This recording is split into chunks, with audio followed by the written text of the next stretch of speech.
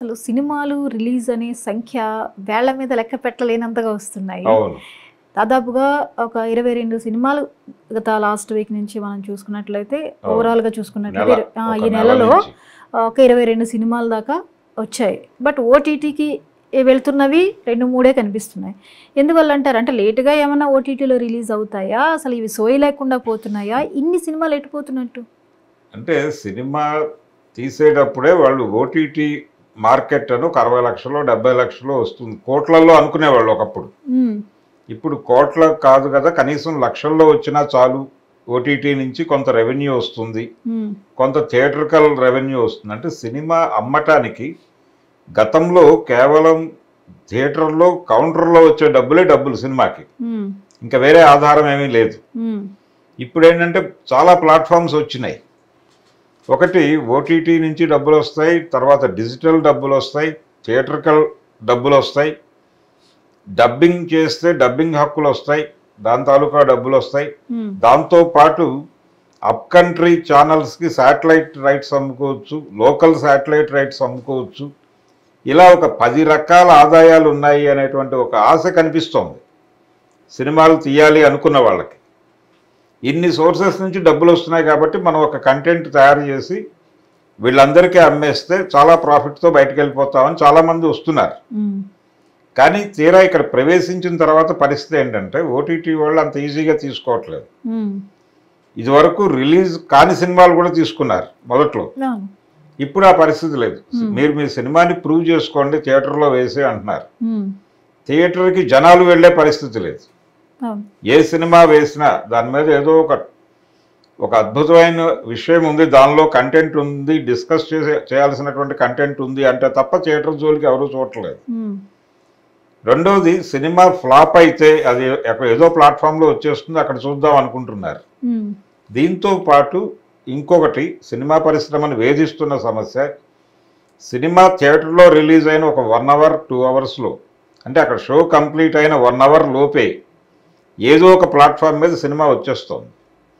అంటే నెట్లో అవైలబుల్గా ఉంటుంది సినిమా, వచ్చేస్తున్నాయి. దాన్ని డౌన్లోడ్ చేసి సర్క్యులేట్ చేస్తున్నారు. హ్మ్. దీంతో జనాలు సినిమా చూసేస్తున్నారు కానీ థియేటర్కల్ రైట్స్ కొనుక్కున్న వాళ్ళకి డబ్బులు రావట్లేదు. హ్మ్. ఆ సినిమాకి సంబంధించిన టాక్ ఎక్కడా స్ప్రెడ్ అవ్వట్లేదు. అది థియేటర్ దగ్గర ఒక అంటే ఫ్లాప్ సినిమాగా నమోదు అయిపోతుంది. నీ సినిమా ఫ్లాప్ అయింది కాబట్టి నేను తీసుకోను అంటున్నారు. హ్మ్. ఒకవేళ తీసుకుంటాము అని కన్విన్స్ అయినప్పటికీ చాలా తక్కువ ధర కోట్ చేస్తున్నారు. హ్మ్. ఓటీటీల వాళ్ళు ఎప్పుడైతే తీసుకోవడానికి ముందుకు రావడం లేదో, గత్యంతరం లేని పరిస్థితుల్లో డిజిటల్ ప్లాట్ఫామ్ మీద అమ్ముతున్నారు. యూట్యూబ్ హక్కులు అవి అమ్ముతున్నారు. హ్మ్. అవి 6 నుంచి 10 లక్షల లోపు తప్ప అంతకు మించి పలకటం లేదు. హ్మ్.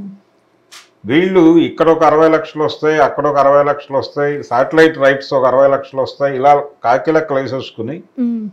ఒక 5-6 కోట్లు ఈజీగా వస్తాయి, మనం 1.5 2 కోట్లు పెట్టినా పర్వాలేదు అని సినిమాలు తీసేస్తున్నారు. అవును. ఇప్పటిదాకా అలాగే క్యాలిక్యులేషన్స్‌లో వెళ్ళిపోయారు. అలా తీసినప్పుడు ఏం జరుగుతుందంటే ఫైనల్గా వాళ్ళకి థియేటర్ దగ్గర డబ్బులు రావట్లేదు. హ్మ్. థియేటర్లకి అద్దెలు కట్టుకోవటం ఇదంతా నష్టపోతున్నారు వీళ్ళు. హ్మ్. అద్దెలు మాత్రమే కాదు, అద్దెలు పర్సంటేజ్ అడుగుతున్నారు వాళ్ళు. జనం రాకపోతే అద్దె ఇవ్వండి, జనం వస్తే పర్సంటేజ్ ఇవ్వండి అని అడుగుతున్నారు థియేటర్ వాళ్ళు. హ్మ్. జనాలు రావడం లేదు కాబట్టి రెంట్తో సరిపోతుంది. హ్మ్. అక్కడ రెంట్ కట్టేస్తున్నారు. తర్వాత ఈ క్యూబ్కి ఇతర ఈ ప్రసారానికి సంబంధించినటువంటి శాటిలైట్కి డబ్బులు కడుతున్నారు. ఈ డబ్బులన్నీ పే చేయగా అక్కడేమీ వచ్చేదే ఉండదు. అంటే షోకి 4-5 కంటే రాని పరిస్థితి. హ్మ్. గత వారం రిలీజ్ అయినటువంటి ఉషా పరిణయం అనే సినిమా ఉంది, విజయభాస్కర్ ఆయన పేరున్న డైరెక్టరే. హ్మ్. చాలా హిట్ సినిమాలు తీశాడు ఆయన గతంలో. వెంకటేష్తో తీశాడు, నాగార్జునతో మన్మధుడు లాంటి సినిమా తీశాడు ఆయన. జై చిరంజీవి అనే చిరంజీవి గారి సినిమా ఉంది తన అకౌంట్లో. హ్మ్. ఇంత సక్సెస్ఫుల్ ట్రాక్ ఉన్నటువంటి డైరెక్టర్ డైరెక్ట్ చేసి ప్రొడ్యూస్ చేసిన సినిమాకి జనం లేదు. హ్మ్. కేవలం 2 టికెట్లు మాత్రమే తెగాయని చెప్పి కొన్ని షోస్ క్యాన్సిల్ అయినాయి. ఓకే. అది కండిషన్. హ్మ్. ఎందుకు జనాలు థియేటర్కి రావడం లేదు అనే దాని మీద ఒక పరిశోధన జరగాల్సిన అవసరం ఉంది. హ్మ్. థియేటర్లో ప్రూవ్ కాని సినిమాలు ఓటీటీ వాళ్ళు ముట్టుకోవడం లేదు. హ్మ్. ఇది ఒక గొడవ. రెండోది, థియేటర్ దగ్గర సినిమా రిలీజ్ అయినప్పుడు ఓటీటీ జనం చూస్తున్నారు. చూసినప్పుడు వాళ్ళకు ఒక ఒపీనియన్ కలగటం లేదు. అంటే దానిలో ఏది డిస్కసివ్ పాయింట్ కూడా లేదు. హ్మ్.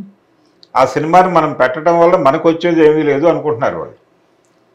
ఇంతకు ముందు కొన్ని ఓటీటీల్లో ఒక అవకాశం ఉండేది, అమెజాన్లో ఒక ఛాన్స్ ఉండేది. అంటే ఎవరు చూస్తే ఎంత డబ్బులైతే వస్తాయో టికెట్ మీద 100 రూపాయలు పెడుతున్నారు వాళ్ళు.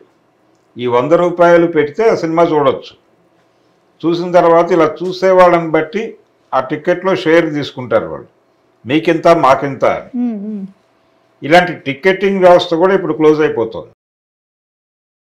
ఈ టికెటింగ్ వ్యవస్థ క్లోజ్ అయిపోవడంతో చాలామంది భయపడుతున్నారు ఇప్పుడు సినిమాలు ఏం చేయాలి అని. కాబట్టి ప్రధానంగా ఓటీటీలు చాలా స్ట్రిక్ట్గా ఉన్నాయనేది అర్థం చేసుకోవాలి. థియేటర్కి జనం రావడం లేదు. థియేటర్కి జనం ఎందుకు రావడం లేదు అంటే సినిమాలో కంటెంట్ ఉంటే వస్తున్నారు, సినిమా చూడకూడదు అని జనం అనుకోవడం లేదు. సినిమాలో విషయం లేదు కాబట్టి రావడం లేదు. గతంలో చిన్న సినిమా అంటే ఒక హోప్ ఇచ్చేది, మంచి కథ ఉంటుంది. చిన్న సినిమాలో మంచి కథ ఉంటుంది, పెద్ద హీరో సినిమాలో ఫైట్లు ఇతర పాటలు ఆ గొడవంతా ఉంటుంది. చిన్న సినిమాల్లో కథ ఉంటుంది, ఒక డిస్కసివ్ పాయింట్ ఉంటుంది అని నమ్మేవాళ్ళు. అలాంటి సినిమాలే వచ్చేవి. ఇప్పుడు ఆ పరిస్థితి లేదు. ఇప్పుడు ఆ పరిస్థితి లేదు. ప్రతి చిన్న సినిమా కూడా చాలా పెద్ద సినిమాకి కావలసిన హంగులతో చేస్తున్నారు. లో కాస్ట్లో చేస్తున్నారు. ఇది అటు పెద్ద సినిమాగాను లేక ఇటు చిన్న సినిమాగాను లేక ఈ మధ్య తరగతిలో ఉండిపోయి అటు కాకుండా ఆ మార్కెట్కి కాకుండా ఈ మార్కెట్కి కాకుండా చచ్చిపోతున్నాయి సినిమాలు. అందుకని ఇప్పుడు సినిమా డైరెక్టర్లు, ప్రొడ్యూసర్లు సినిమాలు తీయాలనుకున్న వాళ్ళు ఒక డిస్కసివ్ పాయింట్గా మారేటువంటి సబ్జెక్టుతో మాత్రమే సినిమా తీయాల్సి ఉంటుంది. అలా సినిమా తీసినప్పుడు అది డిసప్పాయింట్ చేయలేదు. అలా తీసిన ఏ సినిమా డిసప్పాయింట్ చేయలే. బేబీ అనే సినిమాకి జనం చూశారు. దానిలో పెద్ద బలమైన స్టార్ కాస్ట్ ఏం లేదు, మామూలు జనాలే ఉన్నారు, చూశారు. అలాగే టిల్లు పార్ట్ 1 అంటే టిల్లు వచ్చినప్పుడు, డీజే టిల్లు వచ్చినప్పుడు కూడా దానికేమీ పెద్ద సపోర్ట్ ఏం లేదు. కానీ జనం చూశారు, బాగుందనుకున్నారు, మౌత్ పబ్లిసిటీ స్ప్రెడ్ అయింది, థియేటర్కి వెళ్ళారు. దాని సీక్వెల్ కూడా జనం మోసారు భుజాల మీద. ఇప్పుడు వాళ్ళు 3వ భాగానికి వెళుతున్నారు. ఇలా మీరు ఒకటి థియేటర్ని ఎంటర్టైన్ చేయాలి. ఎంటర్టైన్ చేసిన సినిమాలకు కూడా ఇబ్బంది లేదు. జూనియర్ ఎన్టీఆర్ బావమరిదితో ఒక సినిమా తీశారు ఆ మధ్య, అది ఎంటర్టైన్ చేయగలిగింది థియేటర్ని. కాబట్టి దాని డబ్బులు దానికి వచ్చేసినాయి. ఎంటర్టైన్ చేయాలి, ఎమోషనలైజ్ చేయాలి, లేకపోతే ఏదైనా డిస్కసివ్ పాయింట్ ఉండాలి మీ కథలో. ఇది గనక ఉంటే జనం చూస్తున్నారు. ఇవి లేకపోతే థియేటర్లో సినిమా నిలబడదు, థియేటర్లో నిలబడకపోతే ఓటీటీ వాళ్ళ సినిమా వైపు చూడరు. ఫైనల్గా ఈ సినిమాలన్నీ యూట్యూబ్లోకి వచ్చేస్తున్నాయి. యూట్యూబ్లోకి వచ్చేస్తే వీళ్ళు పాపం చాలా కలలు కంటారు. ఓటీటీ ₹1 కోటి, శాటిలైట్ రైట్స్ ₹1 కోటి, డబ్బింగ్ హక్కులు 2 కోట్లు అని. ఇన్ని కోట్ల మీద ఉన్నటువంటి ఆలోచనలు ఇక్కడ కేవలం 6 లక్షలు, 7 లక్షలు, 10 లక్షల లోపు తెగిపోతున్నాయి సినిమాలు. దాంతో ఏం చేయాలో అర్థం కాక ఆ డబ్బులు పట్టుకుని ఈ సినిమా నాదే అని చెప్పుకుని అలా వెళ్ళిపోతున్నారు మౌనంగా. అంటే త్రివిక్రమ్ శ్రీనివాస్ చెప్పినట్టు 2 చేతులు జేబులో పెట్టుకుని అలా వెళ్ళిపోతున్నారు. జేబుల్లో 2 చేతులు పెట్టుకుని వెనక్కి తిరిగి వెళ్ళిపోతున్నారు. ఇది కండిషన్. అంటే నష్టపోతోంది ప్రొడ్యూసర్. ఆపరేషన్ రావణ్ అని ఒక సినిమా వచ్చింది ఈ మధ్యకాలంలో. వాళ్ళు గతంలో పలాస అనేటువంటి ఒక మంచి సినిమా తీసినటువంటి ప్రొడ్యూసర్ ఆయన. కాకపోతే మేకింగ్కి సంబంధించిన కొంత గందరగోళము, సబ్జెక్ట్ డిజైనింగ్లో జరిగినటువంటి పొరపాటు వలన ఏం చెప్పాలనుకున్నారో అది సూటిగా చెప్పలేని పరిస్థితి దాపురించింది ఆ సినిమాకి. దాంతో థియేటర్ రిలీజ్ చేశారు కానీ ఉపయోగం లేకుండా పోయింది. ఇదివరకు రోజుల్లో థియేటర్లో సినిమా రిలీజ్ అయితే జనాలు అలా వెళ్ళి చూసేవాళ్ళు. ఇప్పుడు ఏ సినిమాలు వస్తున్నాయి కూడా తెలియట్లేదండి. ఇప్పుడు సినిమాల గురించే తెలుస్తోంది. సినిమాలు రిలీజ్ అవుతున్నాయి కానీ జనం చూడట్లేదు, జనం థియేటర్ దగ్గరికి వెళ్ళట్లేదు. వెళ్ళని పరిస్థితి థియేటర్లో వాళ్ళు ఫేస్ చేస్తున్నారు. సింగిల్ స్క్రీన్స్ పర్టికులర్గా. మల్టీప్లెక్స్కి దాని ఆడియన్స్ దానికి ఉన్నారు, వాళ్ళు వెళ్తున్నారు. కానీ సింగిల్ స్క్రీన్ ఆడియన్స్ నెమ్మదిగా థియేటర్ల నుంచి డిటాచ్ అవుతున్నారు. ఈ డిటాచ్ అవుతున్న వాళ్ళందరూ కూడా ఫోన్లో సినిమా చూడటానికి అలవాటు పడుతున్నారు. అంటే అది ఓటీటీలో అయినా కావచ్చు, లేకపోతే ఏదో ఒక సైట్లో బలానా సినిమా రిలీజ్ అయింది ఈరోజు అనగానే ఎక్కడో చోట దాన్ని క్యాచ్ చేసి డౌన్లోడ్ చేసి చూసేస్తున్నారు. వాళ్ళకి నచ్చితే వాళ్ళ ఫ్రెండ్స్కి దాన్ని లింక్ షేర్ చేస్తున్నారు. ఇలా తయారైపోయింది పరిస్థితి. అందుకని ఇప్పుడు సినిమా మేకింగ్ అనేది దీనివలన ఇన్ని ప్లాట్ఫామ్స్ వచ్చినాయి కాబట్టి చాలా ప్రాఫిటబుల్ అనుకోవడం తప్పు. చాలా ఇబ్బందులు పడుతున్నారు. ఇవన్నీ చూసి చాలామంది దూకేస్తున్నారు, కానీ దూకిన తర్వాత చాలా నష్టాలతో బయటకు వెళ్తున్నారు.